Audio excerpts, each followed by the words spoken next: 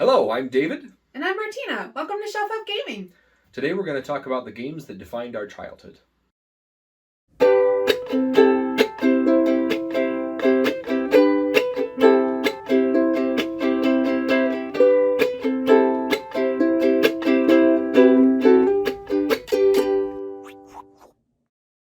So I was thinking about the games that I played growing up that influenced my my path as a board gamer, my development as a board gamer, and helped me become the person who I am today, who loves board games. So I started making a list of some of those games that that I played growing up, and we thought we'd go over them. The ones at the bottom of our list aren't going to be in any particular order, but once we get to the top 10, they'll be ranked by order of influence.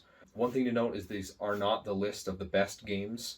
Even our favorite games. Or even our favorite games. These are just the ones that are the most influential to us as our part of our board game journey. So the first group of games for me is the early roll and move games that I learned to play. Really?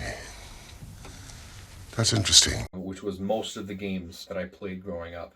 My family loved board games, but most of them were things like Life, Sorry, Trouble, Chutes and Ladders, Mousetrap. I played those games all the time, and no, they're not very good games compared to the games that I play today, but they have a soft place in my heart because I play them so much. Also on that list, I put Monopoly as well. I hated Monopoly. I never enjoyed it growing up, but I played it with a lot of friends that did enjoy it, and I spent a lot of time with my friends playing Monopoly. It almost ended a couple friendships, as it tends to do. Because of this, we're not friends anymore. But it's still part of my board game journey. Everybody starts somewhere, and then those roll and move games were a big part of my early childhood, as I think they are with a lot of us. I hope it gets better than this. From here it can only get better, right? So for me, I put down Magic the Gathering and Pokemon. I actually never played those games. So even though I didn't know how to play, I figured I could be the ninth man and maybe just stand in the outfield somewhere and take up space. But I loved the art on those cards. So I would often watch my brothers play, and sometimes I would just go in and look at his cards and find the prettiest one. Or sometimes if I was bugging him while he was playing with his friend, he'd just be like, here, Martin, here's a couple cards I'm not using, And of course, all of us kids collected Pokemon cards, but I never learned how to play the game, but I collected them because they were cute. And basically, if you were a kid in like 90s, early 2000s, you were collecting Pokemon cards. Yep. I had a few that I found on the side of the road myself. Never played Pokemon. I did play Magic the Gathering a couple times with a friend of mine that was really, really into it, but I never really understood it. So Yeah. I was beat every time. So the next on my list is the party games that I would play. The top 3 traditional party games were Taboo, Gestures, and Pictionary. Very much the same kind of game, one with speaking with words, that being Taboo, Gestures is acting out, and Pictionary is drawing. It's pretty much the same exact game with 3 different variations on it. And we played those games all the time with our family. Probably Taboo the most out of any of them. Yeah. And then Scattergories was another one that we played a lot, but I absolutely hated Scattergories. My younger siblings, my younger sisters loved that game, though. They played it all the time and roped me into playing it whenever they could. But yeah, I played lots of party games growing up. Yeah. I think when we were dating, I played Taboo with your family also. It's a fun one. Okay, so next on my list is Connect 4. So I loved playing tic-tac-toe actually a lot when I was little. But Connect 4 was like leveling up in tic-tac-toe. And I played with my brother that was closest in age to me, and yeah, we would play that quite a few times. It was fun, the tactile elements that you get to use. Definitely. So next on my list is a group of playing card games. You can just play with a standard deck of cards. The one I played the most was Scum. Because he's a scumbag. You rebel scum. Or also called President, or The Great Dalmoody is basically the same thing. Another one is Slapjack. Guarantee a slap on the wrist. Or Egyptian Rat Slap. or Egyptian rap screw. That's what she said! And then the other one was speed or spit as another name for it. And then the last one was BS. We played those games all the time. I played those games with my cousin. I'd take them on a scouting trip when we're camping, and we just pull out a deck of cards and we play Scum until midnight, or BS. It was so much fun. Yeah. I think we recently had a game of Scum going here whenever your younger brother was visiting. That was pretty fun, you know. Yeah. It was very lively in this room. Yeah, it's a good game. So next on my list is Mancala. My mom had this very nice wooden Mancala board that would fold up, and she would take it with us camping. We went camping every summer. Mom and I would just play Mancala. It was as the game we played camping, and it was one-on-one time with Mom, and that was really special. So next on my list is a couple card games. The most popular card game that we play all the time is Uno.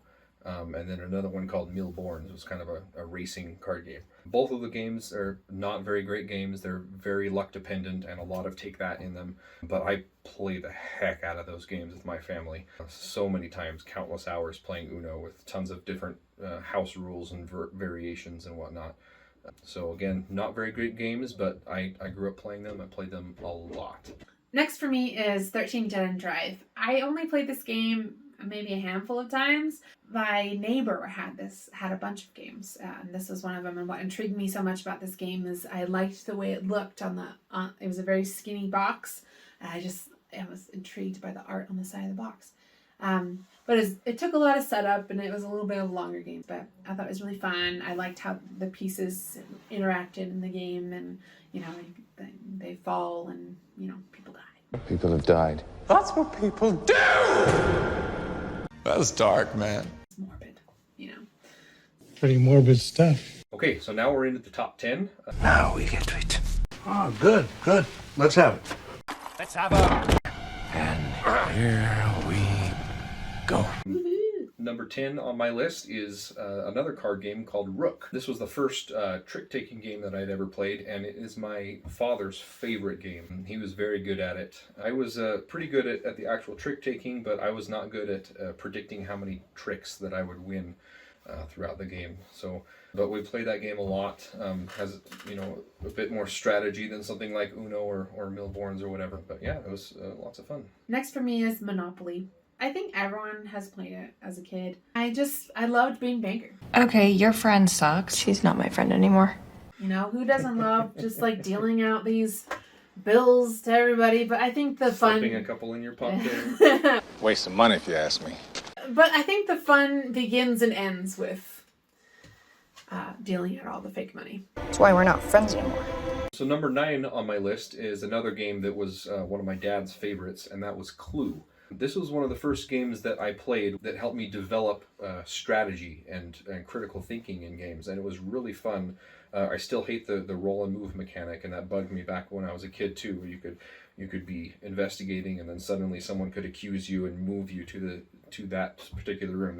I hate that rule, but just the deduction part of it was fantastic. So for me, the next one is Slapjack, or it's also called Egyptian Rat Slap. It's fun. It's fast. Also, you get to hit your siblings with no consequences. So. Oh, why are you hitting yourself? Ow! Huh? Why are you hitting yourself?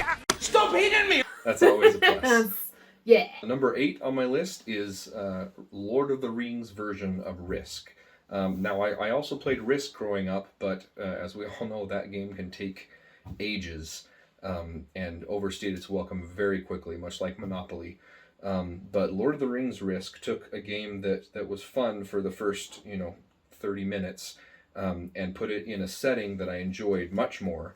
But it also added some special rules, some missions that you go for in the middle, and also put a time constraint on the game, because the game ends when the ring gets to Mordor, and then whoever has the most control at the end of the game wins. And that's the only version of Risk that I will play today. I remember the same neighbor friend that had 13 Dead End Drive, her brother played Lord of the Rings Risk, and we would often sneak in and get his little ring of power. You know, the game comes with a little... Yeah, it comes with an actual metal ring of power, which was really fun to play with. Yeah. So we would burglar his ring of power, and then we would play a pretend game with it. It was really fun.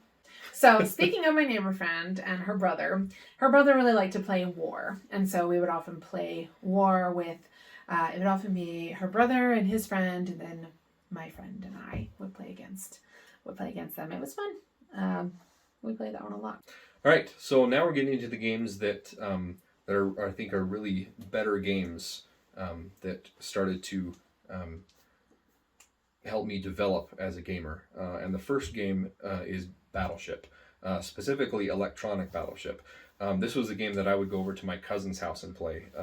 I had regular Battleship at my house, but he had the electronic version, which was far superior. First off, you could play against an AI, so you could just play a single player game, which was awesome.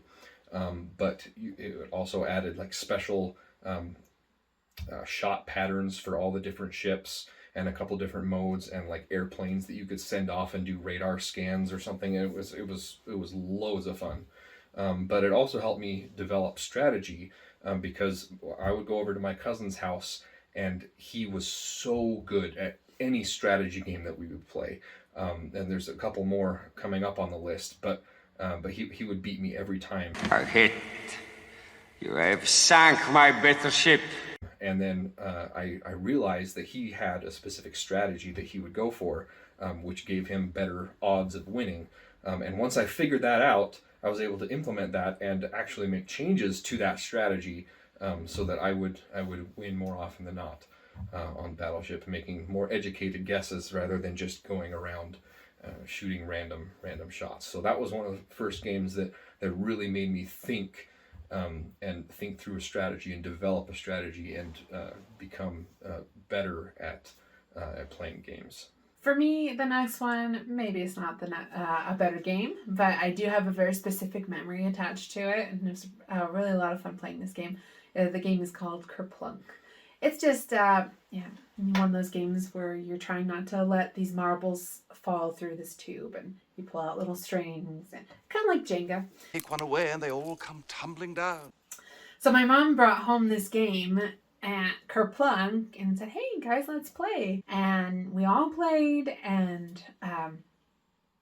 of course my older brother was always winning at games, and we just remember he was just creaming us in this game, and he totally won. And then we were always like, he won again. Why can't we ever beat this guy? So, but I remember that was really fun. It was just a fun memory. My mom surprised us with this game she found, and we played together. It was really fun. Number 6 on my list is Stratego. This was another game that I would play with my cousin that was amazing at strategy games, and he would whoop me every single time. He said the reason I beat you now is because you ask why I beat you. And I remember the first time that I won in a game of Stratego, I totally faked him out, thinking that one piece was something when it wasn't, and he blew up his general with one of my bombs, and then I took his flag, and it was the most amazing feeling. I got you! I got you! Take that, you friggin' psycho! I got you! I had finally beat my cousin, who was the master at strategy games, and so I went on and played that several times. I think our son shares the love of that game. Yes, yeah, we recently introduced our son to Stratego, and he loves that. He introduced it to and taught the rules to his sister as well, his younger sister. Mm-hmm. So and some neighbor friends. And some neighbor friends too, yeah. They've been really enjoying playing Stratego. Yeah. So next on my list is Guess Who. I really loved this game. It was so fun. I loved looking at the little characters, and this is one of the first games that you kind of started to think, like, and use your deduction skills. Yeah. And I actually sometimes won at that one, so it was fun. Yeah, that's a good learning deduction game for kids, Yeah. So number 5 on my list is a little bit of a cheat, in that it's not really a game, but it kind of is. It's the Fighting Fantasy Gamebook series. Growing up, I read a lot of Choose Your Own Adventure books. I couldn't get enough of them. I read them all the time, and I thought it was fascinating that I could just craft my own story and do that. I never really played Dungeons and Dragons much growing up until I was older, but these fighting fantasy game books were like the next step of choose your own adventure book, because you had that choose your own adventure aspect, but you were also tracking your hit points and your spells and your items that you collected and stuff. So it was kind of like a solo RPG book that you go through, and it was so much fun. And I just ate them up, and I played that over and over and over again, trying to explore all the different paths and everything. So they were lots and lots of fun. Next on my list is Life. I played Life probably every time I went to visit this particular friend. We loved it. It was fun to think about, and fantasize about like our future lives and what we'd be when we grew up. And I think it combined two elements that I'm noticing in pattern that I enjoy in games. Is the physical element, like the fun board that has physical things that you can put into it, and just the I guess just like the fantasy element, like make believe. I played make believe pretend games probably a lot longer than most kids.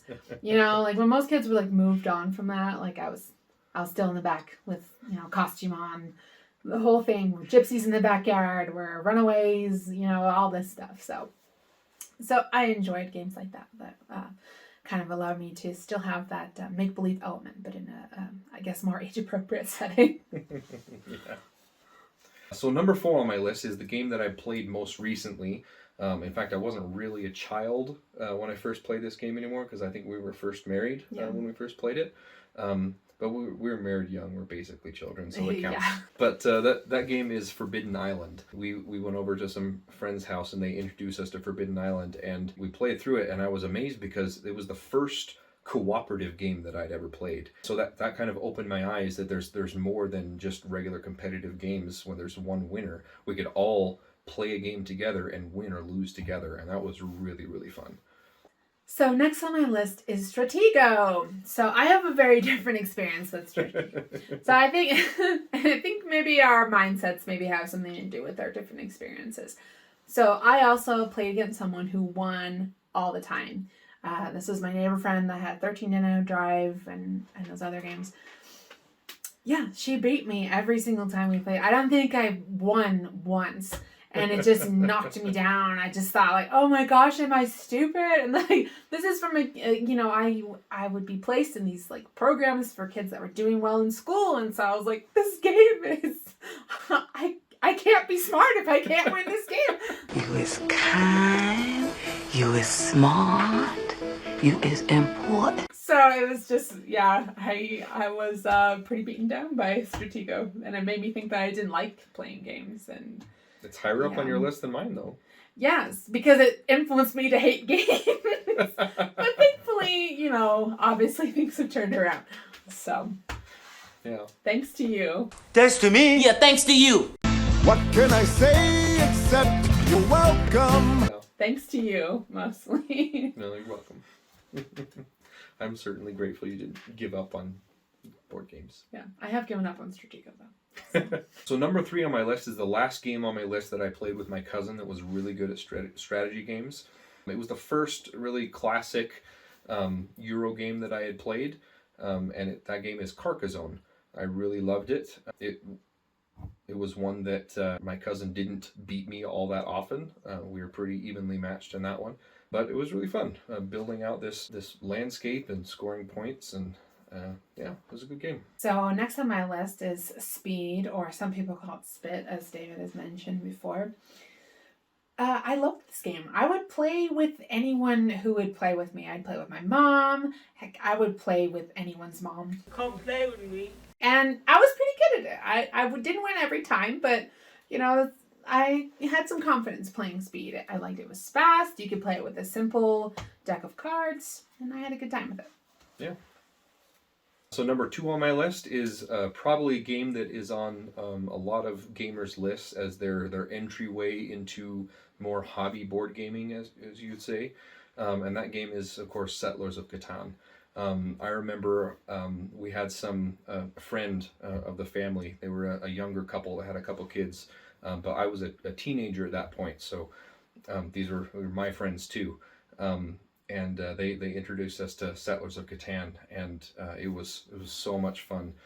My dad, who likes simpler games with simpler rules. Are they playing any games I invented? Are they throwing dirt into a fan? We played it the first time on a camping trip, and he was really tired, so he ended up going to bed, and he had nightmares that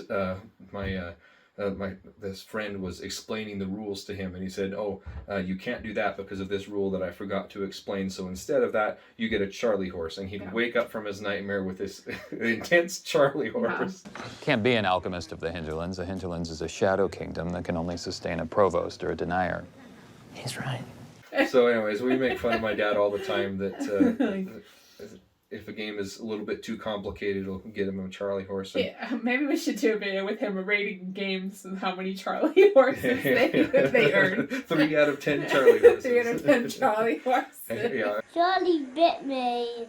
Charlie, that really hurt. I joke now that I play games so complicated that it'll give his Charlie horses Charlie horses. Yeah. The hell? They're playing Cones of Dunshire. Play an action card. Build a bell tower inside your citadel. My shaman cast a toy burst spell on your prosperity tile. Move my abbot to the ocean hex, which moves my brinksman to the devil's lair and pushes my farmer, yes, my humble farmer, directly into the central cone.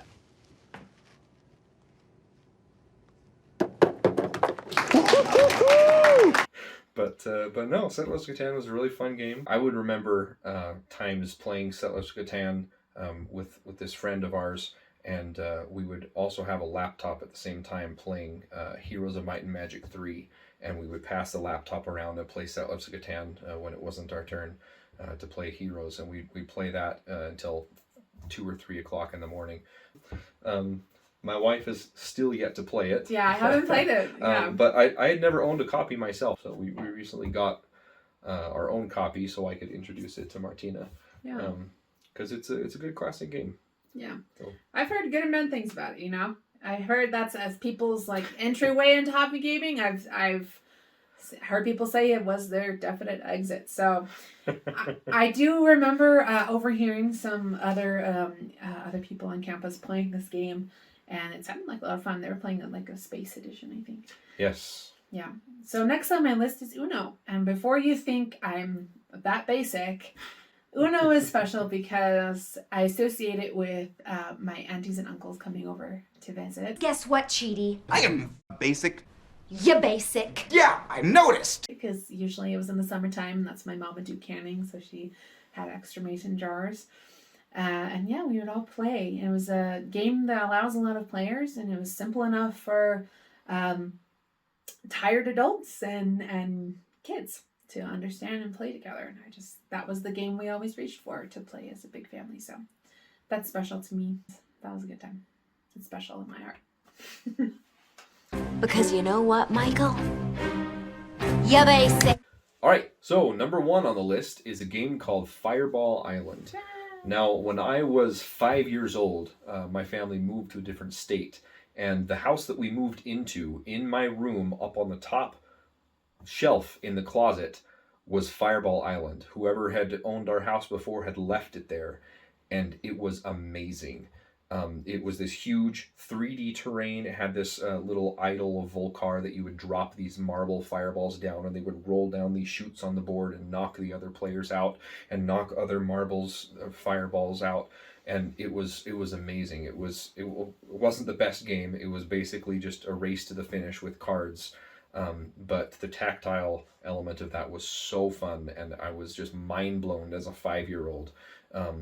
Unfortunately, after I had left the house, my younger siblings kind of destroyed the game, ripped up the cards, and bent the board and stuff, and I was devastated. And I had tried for years to like scan the cards in Photoshop and like redo it and fix up the board, until I found out that Restoration Games was restoring the game and making it again, and they fixed a lot of the problems that I had with the game, so it's a lot more balanced now. And that was lots of fun. That was one of the very first Kickstarter projects that I had backed. Thanks, Restoration Games. Not a sponsor, but you're welcome to be. Here's my number, so call me maybe. Okay, so number 1 on my list is Quirkle. It's a very simple game. It's shapes. You match shapes or colors. I put this one at number 1 because it was one of the first games I played that kind of restored my confidence in games, and that I could have fun playing them, and I could maybe win sometimes. And I remember, I think we were dating when we played this game, probably at a friend's house or something, and when we played it with my mom, and then she ended up buying it, and his family really loves games. They have a good collection of games, and I asked them if they'd ever played Quirkle, and they said no. And so, out of love for Quirkle and love for my new in-laws, I made the game Quirkle out of little pieces of paper, and so we played with little lined pieces of paper that had little shapes colored in, and I wonder if they still have it. I don't know. If they're watching this, comment. Do you still have that Quirkle game I made for you guys? Yeah, Quirkle was a very cool experience for us too, because I remember I think it was when we played Quirkle with your mom that I realized that my wife likes board games. And I decided to take advantage of that opportunity and introduce a lot more board games, because growing up we played a lot of these classic games, but like I said, most of the better strategy games I went to a friend's house to play. I didn't own myself. So when I played Quirkle with you, that's when I realized that how much fun it was to play board games with my wife. So that's where it all began, where David slowly started getting me into playing all these board games. It took a little while, but I came around. You turned out all right, didn't you? And now here we are. We have a YouTube channel dedicated to board games. And we love it. It's fun. It's been great to see you guys in the comment section and to share our hobby with everyone. And so thanks for joining us here on Shelf Help Gaming. Don't forget to help your shelf to some games.